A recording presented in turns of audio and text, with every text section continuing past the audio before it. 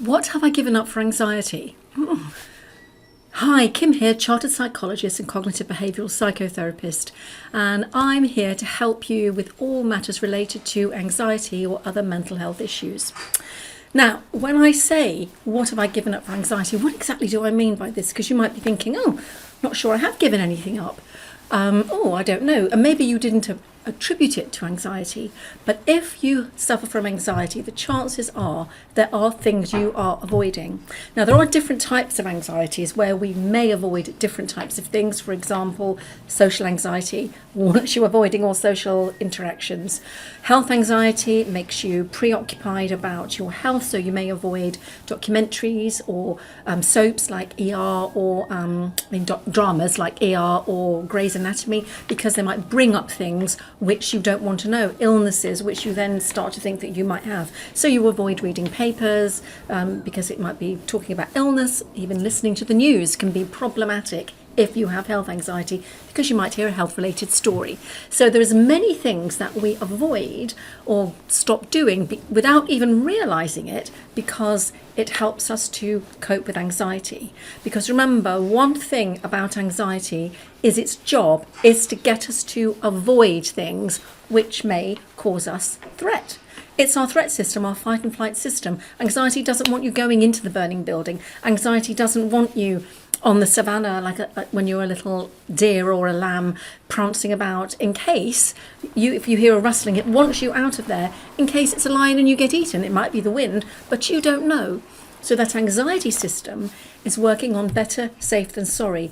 It wants you to avoid anything which may cause your threat system to be triggered. Now, the thing with humans is that we can see a threat, and that's fear, and we know that's threatening, so we get out of there. But even thinking threatening things, even thinking about stuff, can make us avoid it. Our system goes into the same pattern of behaviour. Hormones are secreted, it changes the way we think, it changes our physiology at the time, and it wants us to avoid it, get out of there. And because of course it does. Why would you want to go into something which is causing you threat or causing you anxiety? But the thing is, what happens over time is we start avoiding more and more things. We give things up for the sake of anxiety because it's too painful for us and too anxiety provoking and too threatening for us to actually enter it. Now, this could be, like I said, a social situation. If you have social anxiety, you may have given up going for a promotion because interviewing is just so terrible for you. You may have given up going to networking events because how terrible is it? How awful is it? But you'll tell yourself, actually, I'm just feeling really tired today, so I think I'll just pop off home and put on a DVD, have myself a nice large glass of wine, and I'll just sit and relax, have a bit of me time. But what you don't realise is that is not actually moving towards something. You're going away from something. You're avoiding a situation.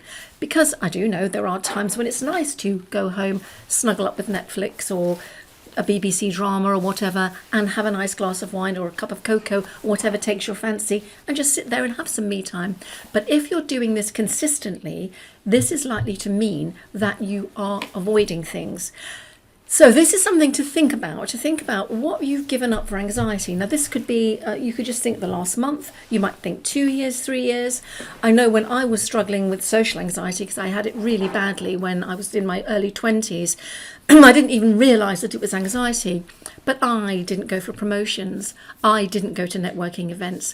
When there were things on for my organisation, I would arrive as late as I possibly could and leave as early as I could.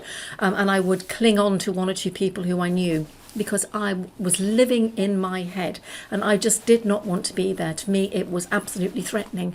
I didn't speak up in meetings. I kept things to myself. So I avoided doing that. So I gave up the opportunity of actually making my voice heard, of seeing people think that I was actually really good at my job, because I had some great ideas, but I would then tell them to other people who would probably take credit for them.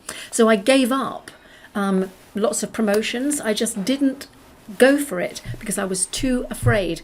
Because what I would do was I would start to see myself in the new position and then thinking, well, I can't do that. I don't know how to do that particular job, or there are aspects of it I don't know about.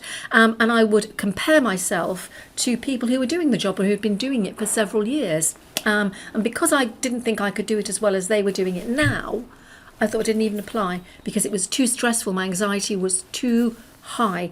I would assume I would picture myself in the job, failing at it, getting fired, having my tail between my legs, everyone looking at me as I'm leaving the building with my belongings because it all just failed. None of that was true because, of course, if you go for a new job, you have time to actually learn how to do it, to get into the role. If you're promoted, it's usually something where they're trying to grow you, to expand your knowledge, to get the best out of you. They've seen something in you and they want that to continue. So there are many ways we can give things up for anxiety without even realizing it. We can give up friendships, we can give up relationships, all because we are living in our head and assuming all kinds of things, making lots of assumptions about things which we don't even know if they are true. So think about what you've given up for anxiety over the past few years. Think about it. You can even go all the way back. You can do a whole timeline if you want to. But what I don't want you to do is to think back and say, oh yeah, I gave that up and I didn't go for that and I didn't do this and I didn't do that, and stop beating yourself up. No, this is just about an acknowledgement, because sometimes we didn't even realize it was happening. We don't realize we are avoiding things. We think we're just keeping ourselves safe, which in a way we are, but we're giving up something very, very special or very precious.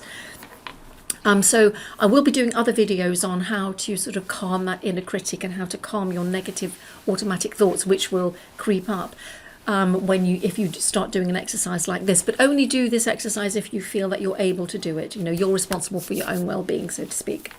So there we go. That's what it means when I say, what have you given up for anxiety?